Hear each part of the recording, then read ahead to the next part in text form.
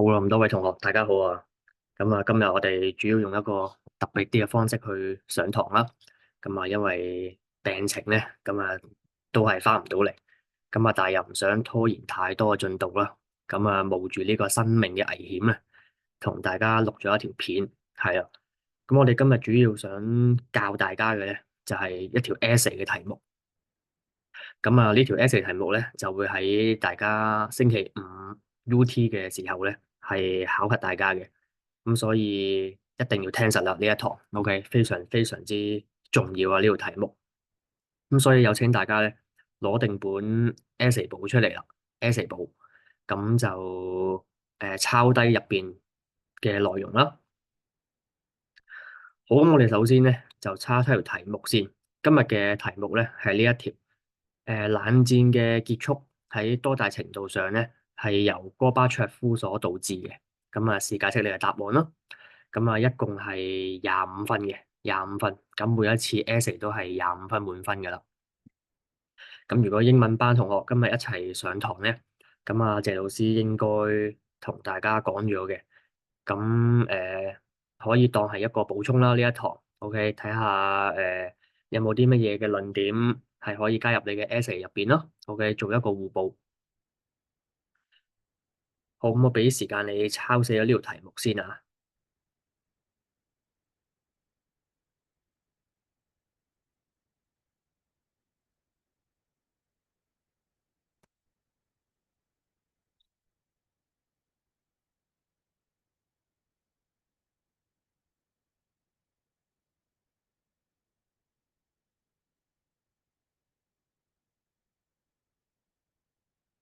OK，好啦。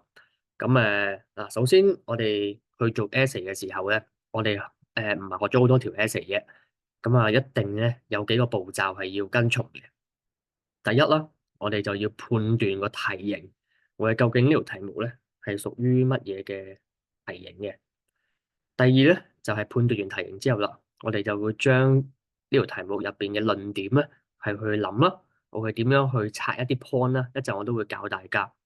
第三咧就係見仁見智嘅，因為教學咧，我就會用到啦，就係寫大綱，同埋每一段咧嘅內容入邊咧應該包含啲乜嘢，我哋究竟個結構啊，即係個 structure 上面咧大概係點寫嘅。當然去到真係落去考試啦，我哋寫唔寫到大綱咧就見仁見智，因為嗰個時間係好緊迫。但係我哋而家去學習嘅過程入邊咧，我哋就即係我哋都會要求同學咧去寫翻個大綱。我哋一齊睇一睇啊，冷戰嘅結束多大程度係因為戈巴卓夫所導致嘅？OK，即係呢條問題咧係一條多大程度嘅一果多因題目。OK，好簡單，冷戰嘅結束，OK 就係結果。OK，呢個就係結果啊。而呢一個戈巴卓夫咧就係一個因素。OK，一個因素。咁或者我都幫大家抹一抹。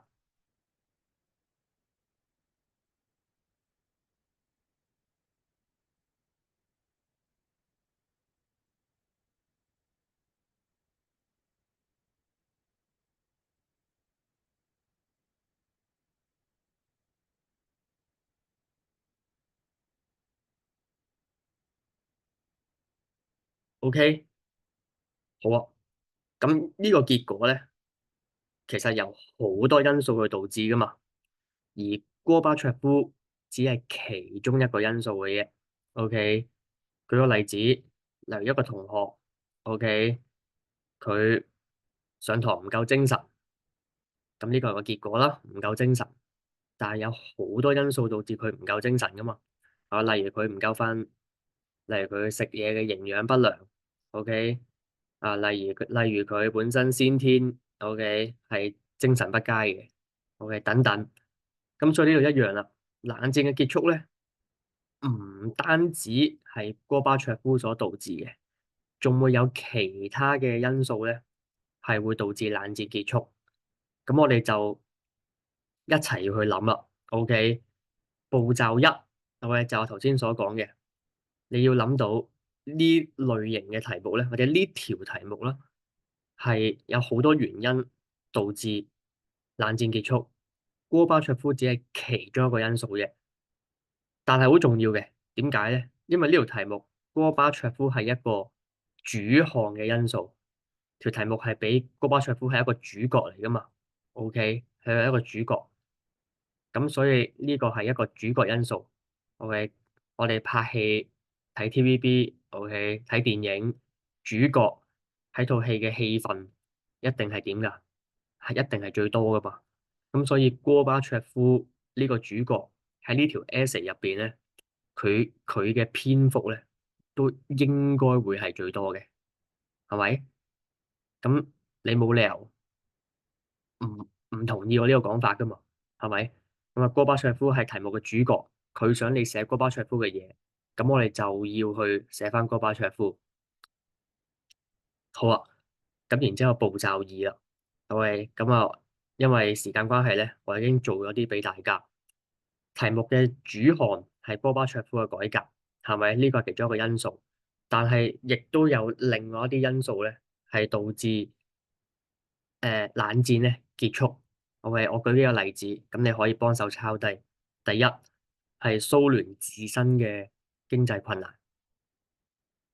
OK，第二係美國星戰計劃對蘇聯嘅經濟造成嘅拖累。第三係本身係一啲東歐國家對蘇聯咧都有離心，我係唔想俾蘇聯咧係控制住。咁呢幾個咧都係冷戰結束嘅其他因素嚟嘅。當然你要諗，仲有唔少嘅其他因素。喂，咁但係我哋有限時間咧，唔需要寫太多嘅，係啦，大約諗到3至4個因素咧，咁就好足夠噶啦。因為一條25分嘅 essay 咧，我哋只有45分鐘時間咧係去完成嘅啫，咁所以3至4個其他因素咧已經係好足夠。OK，咁要抄低咯喎，呢3個 point 都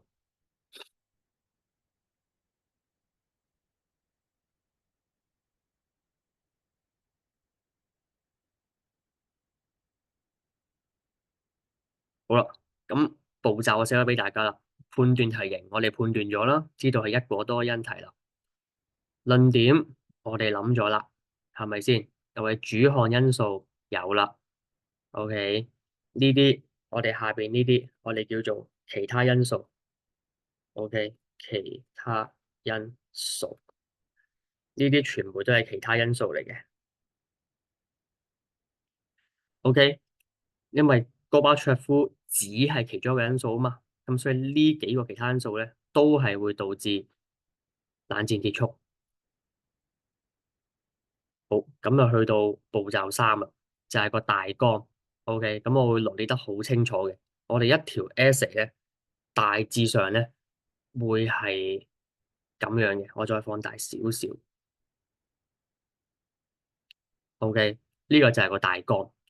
OK，正常嚟講咧，呢條 essay 咧係應該會有10段嘅，10段嘅。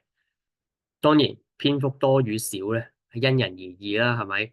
你可以再寫到11或者12段。當然啦，但係又唔會太少嘅，即係最少都8、9段噶啦。即係如果太少咧，就肯定係個層次咧係比較低，可能係 level two 啊嗰啲層次啦，甚至乎係 level three 麻麻地，係啦。咁我哋都係會以一個 level four or above 嘅嘅趨勢啦，OK，去教學嘅。咁呢度好簡單啦，OK。同你哋做 DBQ 多大程度上嘅題目咧，其實係一樣，只不過內容上面咧可能會再深入少少。第一段啦，我哋會寫翻個立場嘅，係咪？好，第二三四段咧，我哋係好重要嘅呢一度，我用黃色筆，我係黃色嘅 highlight pen highlight 咗佢。點解咧？因為題目嘅主項因素記唔記得係乜嘢啊？係戈巴卓夫，係戈巴卓夫。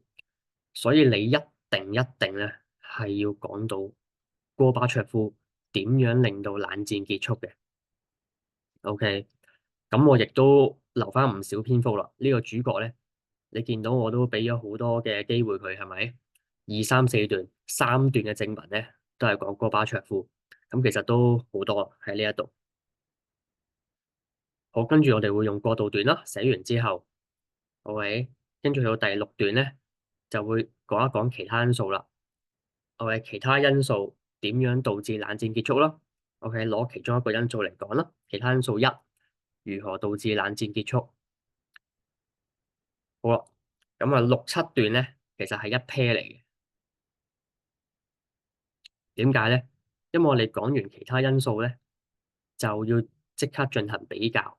OK，因為我哋呢條題目咧係要知道戈巴卓夫究竟喺冷戰結束佢係重要啊，定係唔重要啊嘛。咁所以你一定要就住戈巴卓夫主項，OK，戈巴卓夫就係主項啦，同埋其他因素去進行一個比較，OK，要比較嘅。好啦，寫完啦。因為一個其他因素咧，其實就唔夠豐富嘅，唔夠豐富，所以我會要求同學咧寫兩個我嘅其他因素嘅，所以八九咧係一樣嘅，OK，即係六七係一 pair，八九係一 pair，OK，係啦，咁呢一個咧就係我哋嘅大綱，OK，呢條 essay 嘅大綱，咁所以你到時考試啦，應該係會寫到十段嘅內容上咧，我稍後會俾大家噶。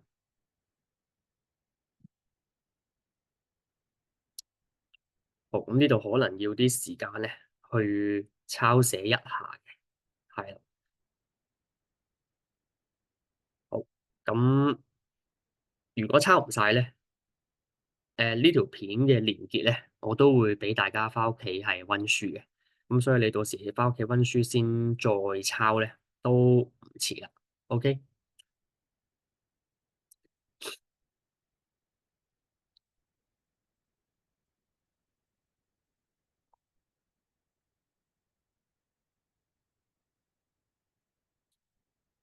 好，咁馬上進入正文嘅內容啦。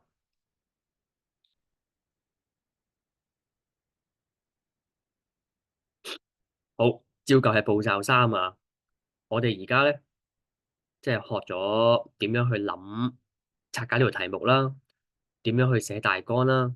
OK，跟住就到每一段入邊咧，我哋應該要包含啲乜嘢嘅內容咧，係塞翻入去個 essay 嗰度咯。首先咧，個主項咧，我哋一定要學識插 point。OK，因為個主項嘅內容係戈巴卓夫嘅改革。OK，咁我哋睇翻上面要寫三段戈巴卓夫嘅改革係咪？如果你唔識插 point 咧，呢度就會係比下去啦。如果我哋去即係去評估一個同學嘅成績嘅話，咁所以其實佢有個思維能力啦，自己去插 point 係好緊要嘅。插 point 咧冇話對與錯嘅，係啦，呢個純粹係同學仔自己本身嗰個思維嘅能力啦，係啦，咁你可能見我做多兩三次咧，你跟多兩三次咧，可能你慢慢就會培養到呢一個能力出嚟咯。好，咁我先講插 point 之前咧，OK，我就講一個好重要嘅邏輯問題俾同學去了解下先。你唔使再抄住嘅，OK，我哋睇翻上面先。嗱，呢條題目咧係咁樣嘅喎，OK，我哋一齊不厭其煩讀多次啊。冷戰嘅結束，幾大程度上係由戈巴卓夫所導致嘅，OK。咁你哋嘅立場好簡單啫，咁啊一係就好大程度上啦，咁一係就好少程度上啦，係咪？咁王 Sir 咧就好強烈、好強烈建議大家咧，逢親多大程度上嘅題目咧，如非必要啦，如非必要啦，我都係建議你答很大程度嘅，OK，很大程度嘅。點解會咁樣嘅咧？喂，唔係話想局限學生嘅思維，OK，唔係想咁樣，我係想你好穩打穩紮咧，可以攞到一個唔錯嘅分數，係啦。點解我咁樣講咧？好多同學會咁嘅，即係如果佢個思維能力本身麻麻地嘅話咧，佢就會答啊，很小程度上。好啦，咁啊，很少程度上之後咧，佢就嚟料啦。第一段，佢就講啦，啊，梗係唔關戈巴卓夫事啦。第一段就係蘇聯自身嘅經濟困難令到冷戰結束。OK，好。第二段，美國嘅星戰計劃導致冷戰結束。OK，好。第三段，東歐國家對蘇聯嘅離心，導致冷戰結束。好啦，寫咗好多嘢，有文有路，但係佢都係唔合格。點解啊？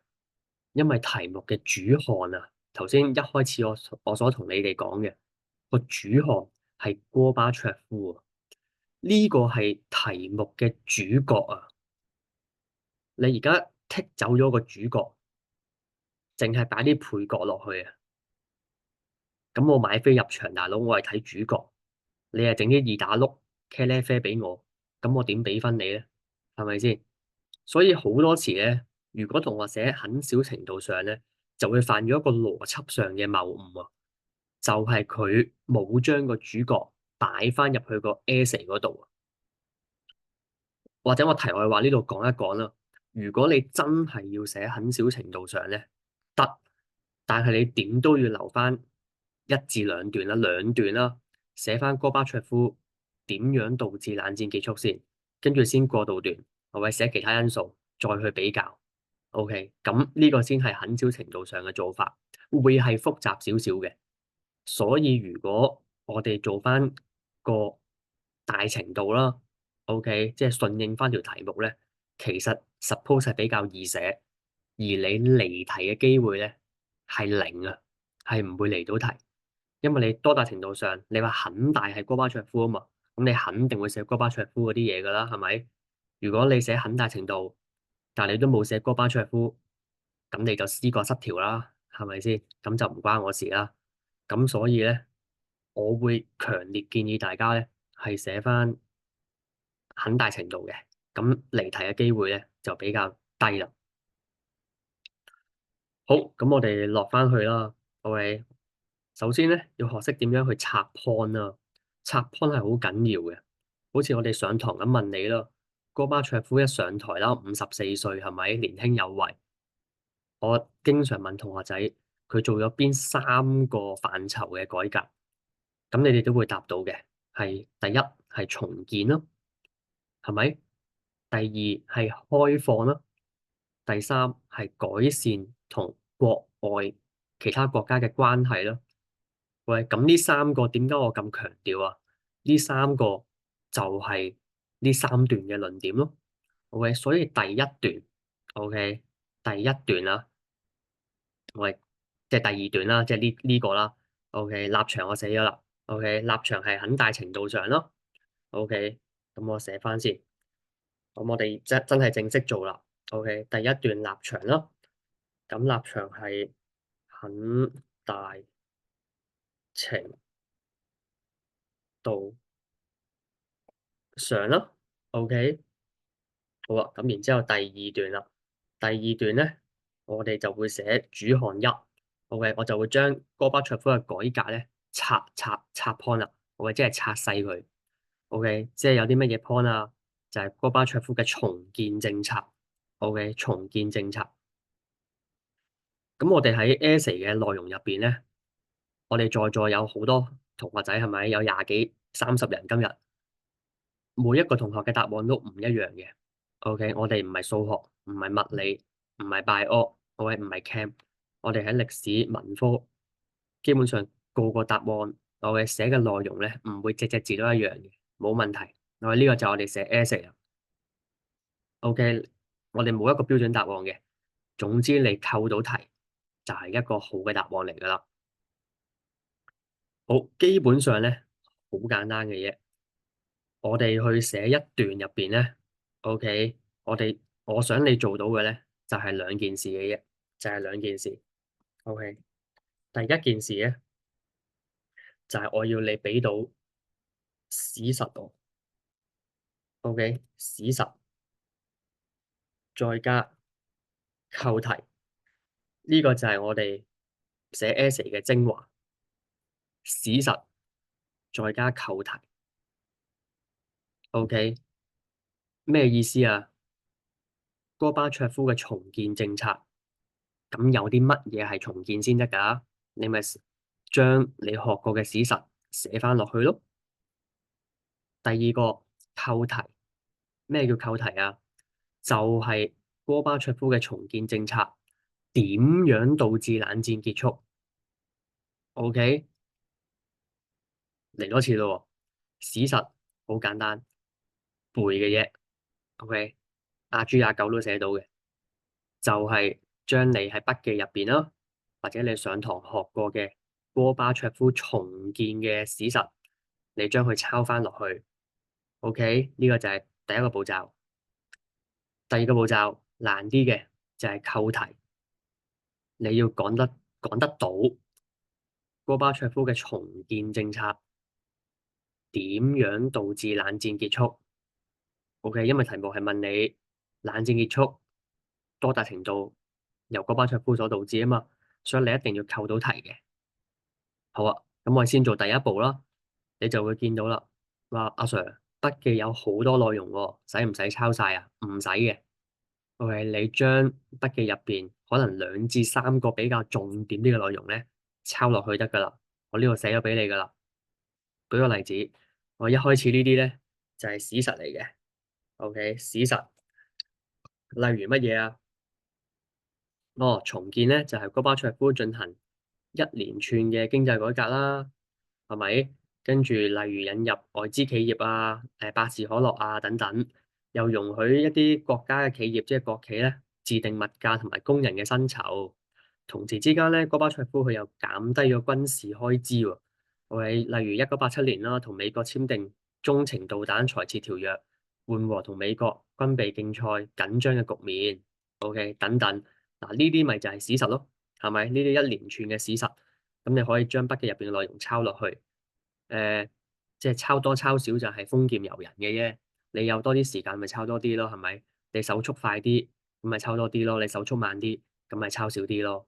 咁都係睇時間做人嘅啫。OK，咁但係你話阿 Sir 幾多史實先夠啊？咁你起碼要俾到2至3個戈巴卓夫重建嘅政策我咯。好啦，史實寫完啦，係咪冇難度嘅？史實就係抄，史實就係抄。OK，重複，史實就係抄嘅嘢，係人都做到噶啦，單在你有冇擺個心落去嘅啫。好啦，咁後邊呢個咧就係扣題啦，扣題嘅難度咧就會高啲啦。OK，但係咧改革咧就唔算成功嘅。OK，點解咧？咁我就俾咗幾個 point 大家。第一，因為當時蘇聯嘅政治局勢好混亂啦，導致蘇聯未能夠好有效咁執行改革咯。第二啦，我哋上堂講過，好多保守派官員都唔聽指令啦，唔執行改革啦。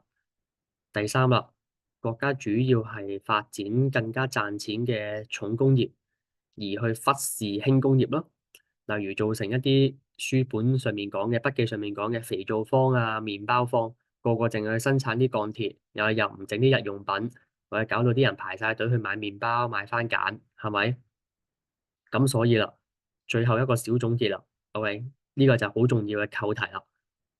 經濟改革嘅失敗，導致好多蘇聯嘅人咧對戈巴卓夫係好唔滿意，最後令到戈巴卓夫咧係不得民心。OK，最終喺1991年嘅3月，更加辭去蘇聯總書記呢個職位。最尾佢喺8月啦，OK，跟住就辭退埋佢嘅總統一職啦。最後直接令到蘇聯解體，咁啊結束冷戰啦。咁呢個就係扣題啦。OK，我要扣到點解戈巴卓夫重建呢一個經濟改革係失敗？而呢一個經濟改革嘅失敗，點樣導致冷戰結束？OK，咁喺呢一段裏面咧，我就演繹咗俾大家睇啦。咁所以喺呢一度咧，OK，我攞一攞先啊。咁樣，OK 呢度咧為之一個段落，咁樣為之一個段落。OK，呢個就係正文，正文第一段。OK，咁樣係唔知一個段落啊？OK，好啦，咁可以俾啲時間同學仔去抄一抄喺呢一度。咁我順便飲啖水先，都係冒住生命嘅危險咧，同大家去上埋呢一堂啊。係啊，咁我都希望大家係即係都俾心機學啦，係啊，咁我盡力教，咁同學仔都盡力學啦，都唔想同學太多空堂，咁但係奈何即係病咗又翻唔到嚟，咁所以我都迫於無奈都要用呢個方法，係啊，咁希望大家都學到嘢咯。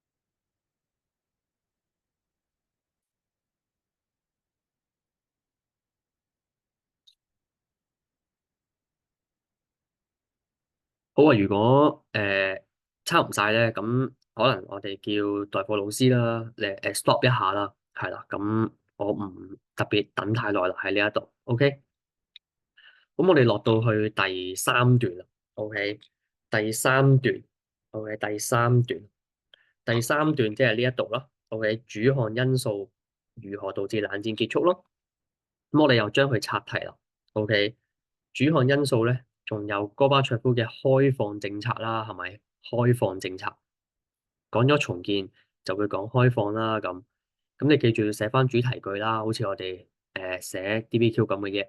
啊，其次，戈巴卓夫嘅開放政策也是導致冷戰結束嘅原因之一。句號。咁我哋就開始講史實啦。啊，咁一開始呢度咧就係史實啦。OK。啊，呢啲就係抄嘅啫，係咪？舉個例子，咩叫開放政策啊？哦，就係俾東歐國家咧有更加多嘅自由，同埋可以提升佢哋嘅民主化程度。啊，又容許東歐國家實行民主化啦。啊，例如將波蘭入邊嘅一個團結工會，OK 合法化啦。OK，咁啊，即係佢哋呢一個係一個可以選舉嘅政黨啦，最尾變成踢走當地共產黨嘅管治啦。我係令到團結工會喺80年代尾咧，正式成為波蘭嘅執政黨，我係踢走咗共產啦。啊，咁啊，波蘭成功咗之後咧，其他東歐國家都有樣學樣啦，例如捷克斯洛伐克啊等等，我哋都相繼踢走佢哋嘅共產政權啦。我係慢慢咧變成一啲民主化嘅政黨咧，係去做執政黨啦咁。最後啦，蘇聯更加喺1990年咧修改佢嘅憲法，即係修改法律啊，憲法即係法律，為結束一黨專政啦，即係共產黨嘅領導地位係結束啦，為容許東歐國家咧有好多嘅自由咯喺呢度。嗱，呢啲就係史實，係咪？抄嘅啫。好啦，跟住要去扣翻題啦，下邊就係扣題啦。哦，但係因為呢啲開放政策嘅改革咧，係會引嚟好多保守派官員嘅唔滿意嘅。保守派，因為我哋話蘇聯好簡單，有兩派嘅官員，一就係保守派，保守派就係啲老人家，50、60、70歲嗰啲，80歲嗰啲，唔願意去改革嘅，因為覺得一有咩風吹草動，一有咩變化咧，就會影響到佢哋嘅利益。咁所以咧，佢哋唔願意改革。咁而戈巴卓夫，佢係咁改革，所以保守派就好唔滿意戈巴卓夫。OK，最尾點樣做啊？發動政變啊嘛，OK，記唔記得啊？發動政變，OK，軟禁戈巴卓夫啊嘛，逼咗佢去克里米亞嘅一間屋入邊軟禁佢啊嘛。我話呢個叫做819事變啊嘛，OK，819啊，唔係918喎，918喺中國，OK，819，顧名思義就係喺8月19號發生啊嘛。咁最尾啦，我哋經過俄羅斯當時嘅總統啦，葉利欽係咪去介入啦？咁最尾戈巴卓夫獲釋啦，咁但係即係佢放翻出嚟咧，其實都冇乜人支持佢啦，大勢已去啦。我哋最尾佢咪辭任蘇聯總書記同總統一職咯，直接結束冷戰，係啦。所以你見到我咧結束冷戰咧，我會攞啲乜嘢去扣題咧？你見我兩段都係咁寫嘅。戈巴卓夫辭去總書記同總統一職，我喺上面我都係咁嘅，上面嗰度，OK。戈巴卓夫辭去蘇聯總書記一職，直接令蘇聯解體。呢個就係點樣攞高分嘅關鍵，就係扣題。OK，即係又係邏輯思維嚟嘅，好簡單。例如我寫819事變軟禁戈巴卓夫，跟住冷戰就結束啦。其實唔 make sense 噶喎，係咪先？OK，其實係跳咗 step 噶喎，係咪先？即係我哋類似，你諗下，我哋過橋係咪？我哋要行晒成條橋先叫過到橋啊嘛。喂，你冇理由可以行到一半，突然之間唔使行埋另外嗰半，你都過到條橋噶嘛？唔會嘅。所以我哋去推論嘅時候咧，就好似中文你哋寫議論文啊，係啦，一定要有論證啦。OK，論證去推論嗰個結果出嚟嘅。咁所以呢個好簡單，819事變未完。喂，冇錯，819事變係一場政變啫。佢點樣啊？下一步，喂，就係戈巴卓夫獲釋後大勢已去。好，大勢已去，再推一步，OK，就係佢要辭去總書記一職。再推多步，啊，佢要辭去總統一職。最後再推多步，OK，蘇聯解體啦。所以冷戰結束。喂，當我哋諗嘢嘅時候咧，一步一步 step by step 咁樣去諗，OK，唔使嫌煩嘅，OK，係啦，千祈唔好就咁寫啊，保守派官員不滿，冷戰就結束啦，中間好多個 step 呢度漏咗嘅，OK，所以我哋係要 step by step 逐步逐步推出嚟，OK，咁呢個都係一啲 essay 嘅技巧，未必能夠從一條 essay 入邊咧，你即刻掌握晒咯，咁但係喺呢幾年入邊咧，咁我都會不停咁樣去教大家嘅，係啦。咁呢個就係第二個嘅主項啦。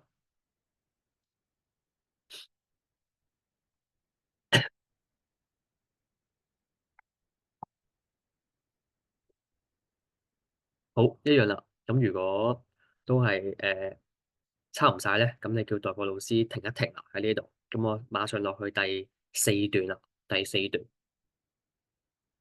第四段就係呢一個啦。OK，主項三啦。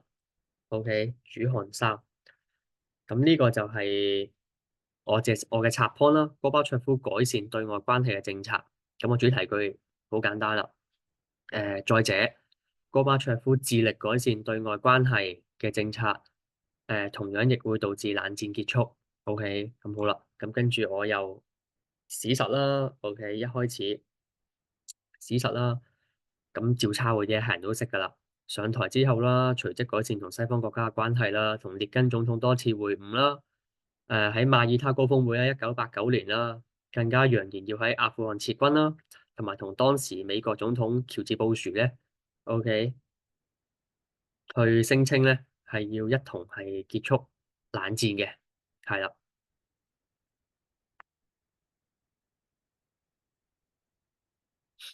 呢度唔係喬治布殊啊，呢度係老布殊啊，係啊，同總統布殊啦，佢係聲稱要一同結束冷戰嘅。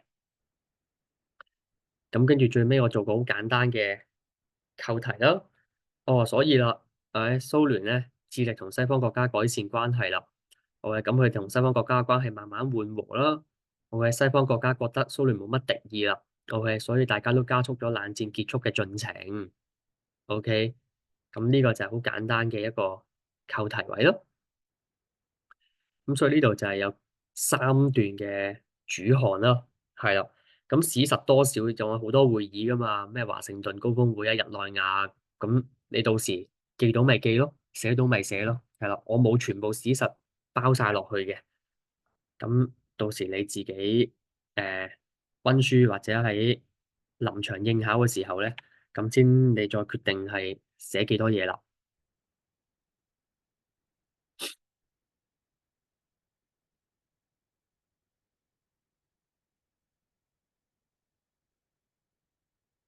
好，咁一樣啦。OK，咁如果你要停咧，你就叫代課老師停一停，俾大家抄埋先啦。好，咁之後就到第五段啦，係咪？第五段就係過渡段嚟嘅。第五段就係過渡段啦。OK，第五段就係過渡段咯。過渡段好簡單嘅啫。OK，就係講啦。以上咧就係戈巴卓夫導致冷戰結束嘅原因。但係亦都有其他因素咧，係導致冷戰結束嘅。OK，咁我現在會喺下文咧作解釋。我係純粹係一個小總結，再加埋一個拋磚引玉。OK，話俾個 marker 聽啊，我仲有其他因素準備要去講啦。咁所以咧，跟住下邊咧就係第六段啦。第六段啦，第六段咧就係其他因素一啦。OK，其他因素一。OK，如何導致冷戰結束？OK，咁我主要咧其他因素一咧就用咗呢一個嘅，呢一句就係成句主題句俾咗大家啦。首先，美國喺80年代對蘇聯實施嘅星戰計劃，拖累咗蘇聯嘅經濟，迫使蘇聯放棄競爭，導致冷戰結束。咁呢個就係個主題句啦。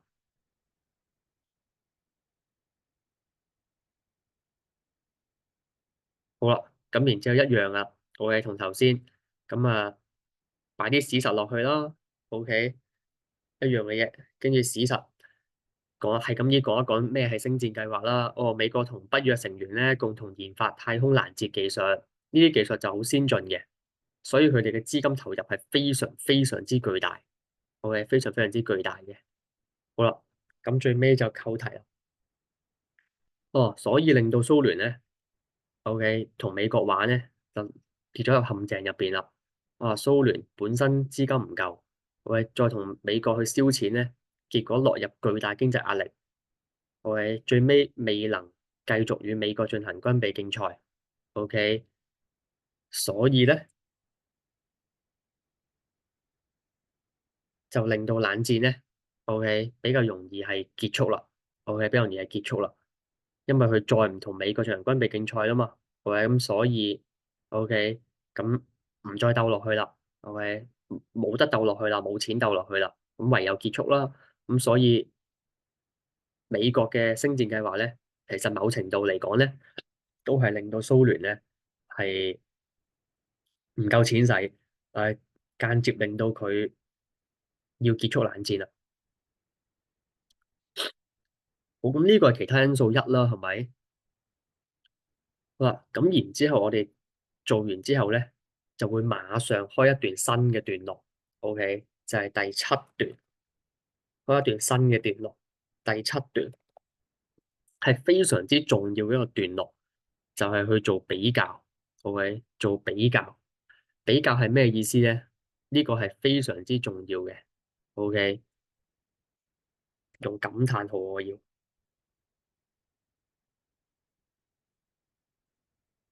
OK，係一定要喺你個 essay 嗰度咧，係要出現嘅，一定要有。OK，咩意思啊？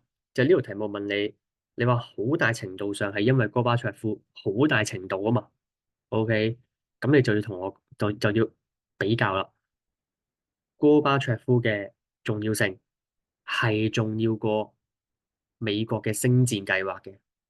OK，所以你喺你嘅 essay 入邊咧，你應該要咁寫嘅。OK，你話咗俾我聽，主要因素係較其他因素重要嘅，所以如果站在你哋寫 essay 嘅立場咧，你係應該咁寫嘅。OK，容許我 copy 啲字眼啊。好，即係如果我係你哋做 essay 咧，我就會咁寫啦。我嘅第七段開始咯，但是戈巴卓夫嘅改革，OK，相比起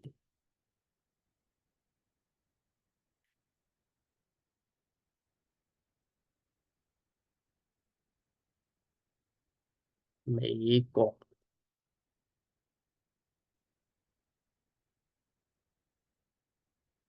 嘅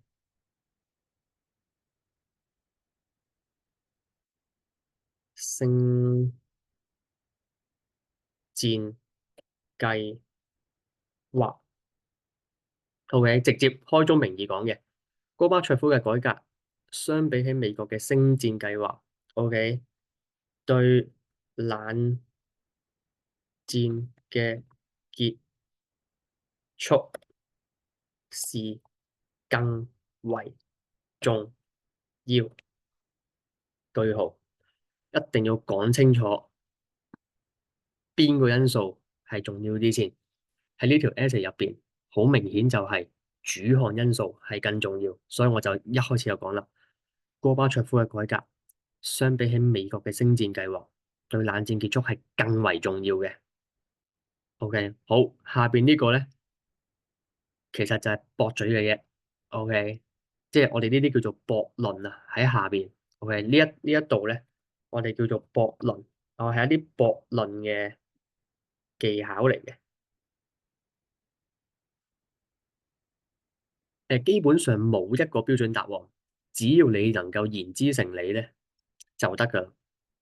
其實個原理好簡單嘅啫。OK，個原理係乜嘢咧？就係強化你自己嘅立場，同埋弱化對方嘅立場。OK，而家呢度有兩個因素啊嘛，我用兩個顏色啊，戈巴卓夫改革黃色。OK，美國星戰計劃。OK，我用其他顏色啦。OK，用呢一隻綠色咯。OK，好啊，兩個改革，兩個因素。OK，好，而家我哋要撐嘅係黃色呢個因素啊嘛。OK，所以我要強化呢個因素。OK，而家我哋要淡化嘅，要弱化嘅係呢個因素。OK，我會弱化佢，我會令到佢變得冇咁重要嘅。OK，好啦，簡單啲嚟講，即係我要捧戈巴卓夫做主角，我要踢走美國星戰計劃，等佢落去做茄喱啡。所以我揾咗一個藉口，我係好簡單嘅啫。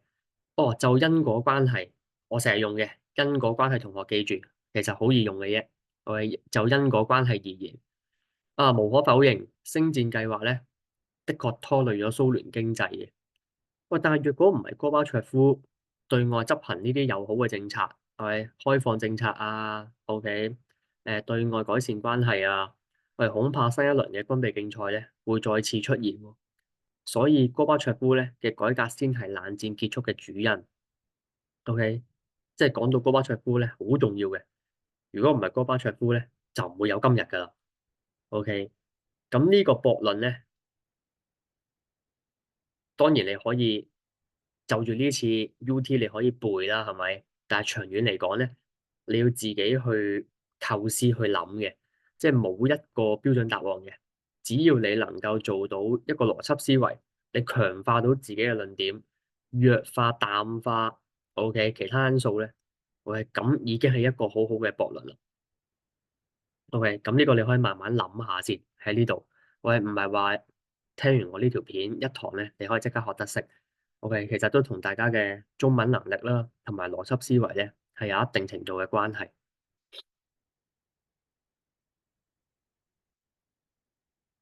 好，咁所以六七段咧，OK，六七段咧基本上係一 pair 嚟嘅。寫完其他因素，OK，我就馬上會開一段新段進行比較咯。OK，咁正常同學咧，可能去到呢度咧。如果第一次、第二次、第三次做啦，中四同學啦，做到呢度已經好好噶啦，因為正常你應該夠晒鐘噶啦，係咪先？咁但係如果我哋去到中五、中六咧，咁王 Sir 對你嘅要求咧，可能就比較高，OK，所以我會要求同學嘗試到咧，寫咗兩個其他因素嘅，OK，咁我哋事不宜遲啦，馬上都睇埋佢啦，我都就嚟斷氣噶啦。好，其他因素二啦，OK，咁一樣嘅，OK。咁其他因素二啦，OK，即係第八段啦，係打個38先，係啦，第八段咯，其他因素二，咁我哋就會寫啦，東歐國家咧一直對蘇聯嘅不滿都係冷戰結束嘅原因之一咁樣。好啦，咁個主題句啦，好，然之後我哋一樣啦，寫翻個史實啦，OK，寫翻個史實啦。東歐國家自從二戰結束啦，對蘇聯嘅領導有所不滿嘅。我呢啲都係跟書嘅啫嘛，係咪？50年代有匈牙利革命啊，你哋做大富翁都有寫啦。60年代捷克嘅布拉格之春啦，OK。80年代波蘭團結工會嘅示威啦，但係全部都俾蘇聯鎮壓嘅。咁但係去到80年代尾咧，就有唔少東歐國家出現更大規模嘅遊行示威，最終咧都一浪接一浪咧，令到東歐政權咧係相繼倒台。OK，係啊，咁啊最尾我嘅東歐衛星國我嘅相繼倒台咧，咁亦都令到即係削弱咗蘇聯嘅管治啦。OK，我加翻句先。OK，削弱削弱咗蘇聯嘅管治啦。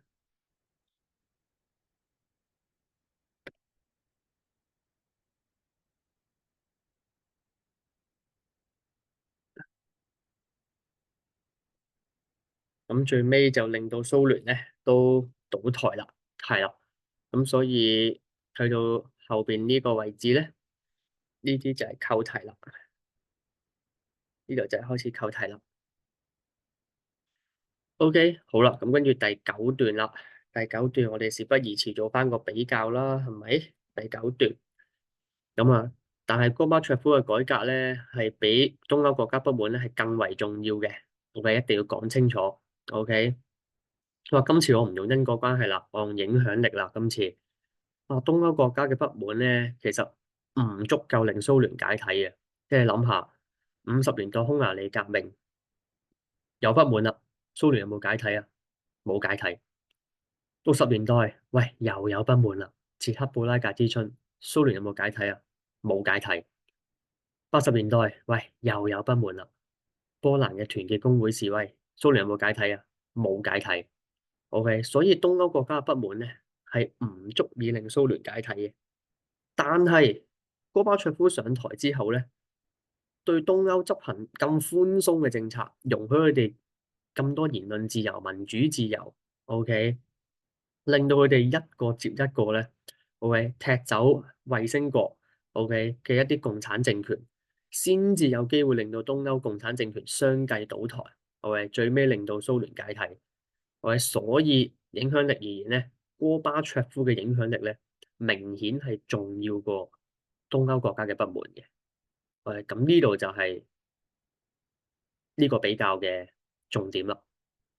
OK，咁你寫到呢度咧，其實就完噶啦。咁去到第十段咧，OK，第十段就係總結啦。OK，基本上第十段咧就係總結。總結你可以抄翻題目啦。OK，或者你即係總括而言，OK，戈巴卓夫才是呢一個冷戰結束嘅最重要原因，句號，咁已經係完成啦。咁所以 so far 嚟講咧，成條嘅題目咧，大致上都係咁樣做。咁呢條就係我哋叫做一果多因嘅程度題咯。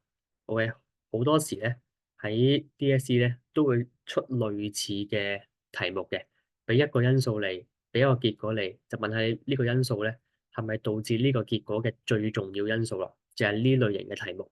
OK。咁所以今日王 Sir 咧就將呢條題目咧係教咗俾大家。咁我哋喺星期五嘅 UT 咧就係會去測呢條嘅題目嘅，係啦。咁所以翻到屋企咧，咁你可以睇翻條片，咁就好好温習翻呢條題目。咁當然內容上面咧，你可以自己去補充，OK，多啲少啲，係啊，都冇問題嘅。咁即係最尾做個簡單嘅總結啦，咁樣 OK。咁你可以見到咧，我哋其實時間係好趕急嘅。諗下我哋一共有係10段，我斬頭斬尾啦，唔要呢兩段啦，OK，唔要頭尾啦，唔要頭尾，OK，唔要頭，唔要尾，OK，唔計過渡段啦。當中有1、2、3、4、5、6、7個大段咧都要寫嘅。諗下我哋係45分鐘一條題目，OK，45分鐘除翻七，OK，即係一段咧大概得6分零鐘嘅時間係寫嘅啫。喂，你有冇信心6分零鐘寫完一段正文咧？六分零鐘，六分零鐘，六分零鐘，六分零鐘，六分零鐘，六分零鐘，六分零鐘。OK，仲要呢條題目係我俾埋晒所有嘅 point 你先有機會6分零鐘啫喎。如果到時考試就係你真係自己出去考試啦，你要由零變到有，由你自己諗 point 加埋引言總結，OK，6分零鐘時間係非常之趕急，OK，所以咧係時候要自己掌握下，最緊要係一定要熟個史實，一定要溫書，OK，一定要溫書，係啊。我病到咁都咁俾心機去教大家，你哋有乜理由係唔溫書去報答我啊？係咪先？所以一定要溫書，用溫書嚟報答。你考得好，咁我就開心噶啦。OK，咁我都希望你哋進步嘅。OK。咁呢條題目主要就係咁做嘅啫。如果你對於呢條題目咧有任何嘅唔明白，或者係想知想問嘅，你可以隨時 WhatsApp 我。OK，如果我睇到你信息答到你嘅，我一定係會回覆你嘅。OK。